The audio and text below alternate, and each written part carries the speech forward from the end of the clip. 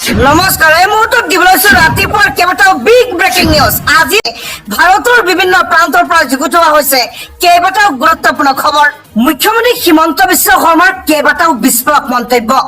হয়, আমাৰ প্ৰথমটো খবৰে ৰাজ্যবাসীৰ বাবে বহুতে গুৰুত্বপূৰ্ণ খবৰ।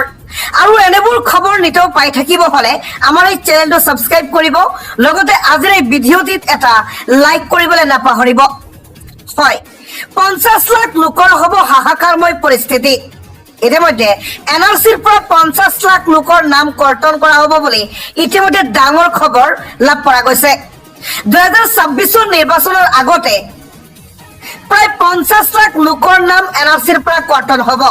যদি আপোনাৰ নামো এনআৰচিত আছে, আপোনাৰ নামো কাৰ্যৰ পূৰ্ণ সম্ভাৱনা আছে, কাৰণ 2026 নিৰ্বাচনৰ আগতে এনআৰচি পুনৰীক্ষণৰ খবৰ আহি পৰিছে। সুপ্ৰিম কোৰ্টে এটা ডাঙৰ ৰায়দান প্ৰদান কৰা হৈছে। হয়, আপুনি ভিডিঅ'টি শেষলৈকে চাব আৰু বহুত কেইটা গুৰুত্বপূৰ্ণ খবৰ আপোনালোকৰ বাবে। 50 লাখ লোকৰ হব হাহাকাৰ অৱস্থা। হয়, এনআৰচিৰ পৰা নাম কৰ্তন হব 50 লাখ লোকৰ। 2026 নিৰ্বাচনৰ পূৰ্বে এনআৰচিক লৈ কঠোৰ হৈছে ন্যায়ালয়। শীঘ্ৰেই এনআৰচিৰ পৰা বাদ পৰিব লাখ লাখ লোকৰ নাম। এনআৰচি পূৰ্বৰ এনআৰচিৰ নথিসমূহ পুনৰ নিৰীক্ষণৰ আদেশ প্ৰদান কৰিছে সুপ্ৰিম কোৰ্টে। এনআৰচিত নাম থাকিলেও বিপদত পৰিব আপুনি। সৰ্বোচ্চ ন্যায়ালয়ে গ্ৰহণ কৰিলে এনআৰচিৰ পুনৰীক্ষণ। কেন্দ্ৰ, ৰাজ্য আৰু আৰজিআইলৈ জাননী দিছে সুপ্ৰিম কোৰ্টে। প্ৰাক সমন্বয়ক হিতেশ দেৱ শৰ্মাৰ আবেদনক লৈ নিৰ্দেশনা প্ৰদান কৰিছে। পূৰ্বৰ এনআৰচিৰ নথিত আছিল বিসংগতিৰ অভিযোগ। এনআৰচিৰ সমন্বয়ক লৈও জাননী প্ৰেৰণ কৰিছে ন্যায়ালয়ে। এনআৰচিৰ পুনৰীক্ষণ হলে কৰ্তন হব 50 লাখ লোকৰ নাম। এনআৰচিত থকা বহু লোক স্বদেশী নহবও পাৰে বুলি এক ডাঙৰ খবৰ লাভ কৰা গৈছে। বহু মিয়াৰ নাম খিলঞ্জীয়া বুলি সোমাইছে এনআৰচিত। বহু থলুৱা মানুহৰ নাম এনআৰচিৰ পৰা বাদো পৰিছে। ইয়াক একেকাৰ কৰি লোৱাটো উচিত নহব। প্ৰায় 13,18,000 নথিত বিসংগতিৰ সম্ভাৱনা। এইসকলৰ বিশেষ পৰীক্ষণৰ নামত নাম অন্তৰ্ভুক্ত হৈছিল। বংশবৃক্ষ পৰীক্ষণত যথেষ্ট ত্ৰুটি ৰৈ গৈছিল। 40% ভুল পোৱা গৈছিল নথিসমূহত। তথ্যসমূহ ভালদৰে চালি সত্য ওলাই পৰিব। প্ৰাক্তন সমন্বয়ক হিতেশ দেৱ শৰ্মাৰ এই বিস্ফোৰক মন্তব্য। মুখ্যমন্ত্ৰী হিমন্ত বিশ্ব শৰ্মাৰ তালত তাল মিলাই চিতু বৰুৱাই কৰিছে বহুত কেইটা বিস্ফোৰক মন্তব্য। এনেকুৱা লাগিছে অসমৰ বেছিভাগ দল সংগঠনেই যেনিবা বিজেপি চৰকাৰৰ হাতত বেচা গৈছে। হয়, মুখ্যমন্ত্ৰী হিমন্ত বিশ্ব শৰ্মাৰ মন্তব্যক কপি কৰি নকল কৰি এইবাৰ চিতু বৰুৱাই কৰিছে কেইবাটাও বিস্ফোৰক মন্তব্য। আপোনালোকে অসমীয়া যদি ভিডিঅ'টি এটা লাইক কৰিব, লগতে এই চেনেলটো সাবস্ক্ৰাইব কৰিব সবিশেষ জনাইছো। জমিয়ত উলেমা মানেই হৈছে কংগ্ৰেছ আৰু মিয়া। হয়, জমিয়ত উলেমা মানেই হৈছে কংগ্ৰেছ আৰু মিয়া। জমিয়তে যদি পাৰে অসমত উচ্ছেদ বন্ধ কৰি দেখুৱাওক। মাদানীক জাতীয় দল সংগঠনৰ অপেন চেলেঞ্জ বুলি জানিব পৰা গৈছে। সবিশেষ জানক। জমিয়ত উলেমা মানেই হৈছে মিয়া, মিয়া মানেই হৈছে জমিয়ত উলেমা ই হিন্দ। কংগ্ৰেছ মানেই হৈছে জমিয়ত উলেমা। অসমত জাতীয় উলেমাৰ দপদপনি নচলিব। ইয়াত কেৱল খিলঞ্জীয়া লোকৰ প্ৰভুত্ব আছে। উচ্ছেদ হৈছে আৰু হবই লাগিব। উচ্ছেদ হৈছে প্ৰতিজন খিলঞ্জীয়াৰ দাবী। মাদানীক জাতীয় দল সংগঠনৰ অপেন চেলেঞ্জ। যদি সাহস আছে অসমত উচ্ছেদ বন্ধ কৰি দেখুৱাওক। মুখ্যমন্ত্ৰীলৈ আহ্বান, আপুনি উচ্ছেদ চলাই যাওক, অসমীয়াই সমৰ্থন কৰিব। জমিয়ত উলেমাৰ বিৰুদ্ধে জাতীয় দল সংগঠনৰ হুংকাৰ। জমিয়ত উলেমা মানেই হৈছে মিয়া আৰু মিয়া মানেই হৈছে জমিয়ত উলেমা এ হিন্দ। কংগ্ৰেছ মানেই হৈছে জমিয়ত উলেমা। অসমত জমিয়ত উলেমাৰ দপদপনি কেতিয়াও সহ্য কৰা নহব বুলি মন্তব্য কৰিছে চিতু বৰুৱাই। বিজেপি চৰকাৰৰ বিৰুদ্ধে সৰব হৈ উঠিছে আমচুৰ সভাপতি ৰেজাউল কৰিম চৰকাৰ। হয়, আমচুৰ সভাপতি ৰেজাউল কৰিম চৰকাৰৰ মন্তব্য আমছু বাংলাদেশী ৰক্ষক নহয়, বিজেপি চৰকাৰহে বাংলাদেশী ৰক্ষক।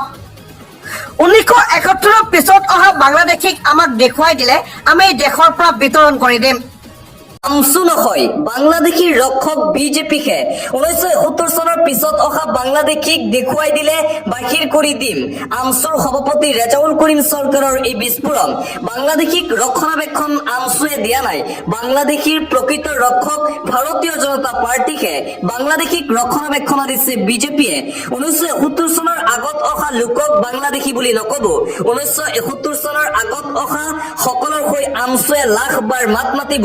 1970 চনৰ পিছত অহা এজন বাংলাদেশী দেখুৱাই দিয়ক হিমন্ত বিশ্ব শৰ্মাৰ বিজেপি চৰকাৰে। স্বাৰ্থক ধৰি বাহিৰ কৰি দিব আমছুৱে সেই বাংলাদেশী লোকক। বাংলাদেশী প্ৰীতি আমছুৰ নাই, বাংলাদেশীৰ প্ৰীতি বিজেপিৰহে আছে। অসমত কোনো ধৰণৰ SIRৰ প্ৰয়োজন নাই বুলিও মন্তব্য ৰেজাউল কৰিম চৰকাৰৰ। কিয় আকৌ NRC পুনৰীক্ষণ কৰিব বিচাৰিছে? আকৌ NRCৰ পুনৰীক্ষণক লৈ প্ৰশ্ন কৰিছে সদৌ অসম সংখ্যালঘু ছাত্ৰ ইউনিয়নে। এই বিস্ফোৰণ আমছুৰ সভাপতি ৰেজাউল কৰিম চৰকাৰৰ। বিজেপিৰ বিৰুদ্ধে আক্ৰমণাত্মক ৰূপত ৰেজাউল কৰিম চৰকাৰ। বিজেপিক এইবাৰ বাংলাদেশীৰ ৰক্ষক আখ্যা দিছে ৰেজাউল কৰিম চৰকাৰে। আমছুৱে কেতিয়াও বাংলাদেশীৰ পক্ষ লোৱা নাই বুলিও মন্তব্য ৰেজাউল কৰিম চৰকাৰৰ। আৰ এটা ব্ৰেকিং নিউজ, আৰশাদ মাদানী আৰু জমিয়ত উলেমা ই হিন্দক লৈ জ্বলিছে সমগ্ৰ অসম। নিষিদ্ধ ঘোষণা কৰক জমিয়ত উলেমা ই হিন্দ। প্ৰতিবাদত কঁপি উঠিছে ধেমাজি। ৰাজ্যৰ প্ৰতিটো প্ৰান্তত এতিয়া জমিয়ত উলেমা ই হিন্দৰ বিৰুদ্ধে তীব্ৰ প্ৰতিবাদী কাৰ্যসূচী জাতীয় দল সংগঠনৰ। নিষিদ্ধ ঘোষণা কৰক জমিয়ত উলেমা ই হিন্দক। আৰশাদ মাদানীক শীঘ্ৰেই গ্ৰেপ্তাৰ কৰক আৰক্ষীয়ে। আমাৰ মুখ্যমন্ত্ৰীক কিয় সাঙুৰিছে আৰশাদ মাদানীয়ে? আমাক উত্তৰ লাগিবই। মুখ্যমন্ত্ৰী হিমন্ত বিশ্ব শৰ্মাৰ বিৰুদ্ধে মাত মাতি এতিয়া বিপদত পৰিছে জমিয়ত উলেমা ই হিন্দ আৰু আৰশাদ মাদানী। মুখ্যমন্ত্ৰী আমাৰ ৰাইজৰ অতিকৈ আপোন। বাংলাদেশীৰ আগ্ৰাসনৰ বাবে উচ্ছেদ কৰিছে মুখ্যমন্ত্ৰী হিমন্ত বিশ্ব শৰ্মাই। মুখ্যমন্ত্ৰী হিমন্ত বিশ্ব শৰ্মাই ৰাইজৰ হকে লৈছে এই বিশেষ পদক্ষেপ। গ্ৰেপ্তাৰ কৰি মাদানীক শীঘ্ৰেই শাস্তি দিবই লাগিব, অন্যথা জঙ্গী আন্দোলন কৰা হ'ব। জমিয়ত উলেমা ই হিন্দৰ বিৰুদ্ধে বৃহৎ প্ৰতিবাদী কাৰ্যসূচী। ধেমাজি কঁপাই তুলিলে আটাচুকে ধৰি 8 সংগঠনে। বীৰ লাচিত সেনা অসমীয়া যুৱ মঞ্চ, আটাচু, চুতীয়া ছাত্ৰ সন্থা, কোচ ৰাজবংশী ছাত্ৰ সন্থা, নাথযোগী ছাত্ৰ সন্থা, আপচু, অনুসূচিত জাতি ছাত্ৰ সন্থা, বীৰ লাচিত সেনাকে ধৰি 8টাকৈ জাতীয় দল সংগঠনৰ নেতৃত্বত তীব্ৰ প্ৰতিবাদী কাৰ্যসূচী দেখিবলৈ পোৱা গৈছে জমিয়ত উলেমা ই হিন্দৰ বিৰুদ্ধে। আৰশাদ মাদানীক অপেন হুংকাৰ প্ৰদান কৰিছে প্ৰতিবাদকাৰী খিলঞ্জীয়া লোকে। হু আৰ ইউ মাদানী? মাদানীৰ বিৰুদ্ধে সৰব ৰাইজ। পাকিস্তান বাংলাদেশৰ এজেণ্ট হৈছে আৰশাদ মাদানী। আমি হিমন্ত বিশ্ব শৰ্মাৰ লগত আছো। মুখ্যমন্ত্ৰী আমাৰ মুখ্যমন্ত্ৰী। মুখ্যমন্ত্ৰীৰ নোম এডালো লৰাব নোৱাৰে আৰশাদ মাদানীয়ে। মাদানীক কেয়াৰ নকৰিব মুখ্যমন্ত্ৰী হিমন্ত বিশ্ব শৰ্মাই। হিমন্ত বিশ্ব শৰ্মাক লৈ মন্তব্য কৰি এতিয়া মহা বিপদত পৰিছে আৰশাদ মাদানী। আৰশাদ মাদানীৰ বিৰুদ্ধে শীঘ্ৰেই গোচৰ ৰুজু কৰাৰো হুংকাৰ প্ৰদান কৰা হৈছে। আৰশাদ মাদানী আৰু জমিয়ত উলেমা ই হিন্দক শীঘ্ৰেই অসমৰ পৰা বহিষ্কাৰ কৰিব লাগে। অসমত নিষিদ্ধ কৰিব লাগে জমিয়ত উলেমা ই হিন্দক। আৰু এইদৰে এতিয়া দাবী উত্থাপন কৰিছে প্ৰতিবাদকাৰী ৰাইজে।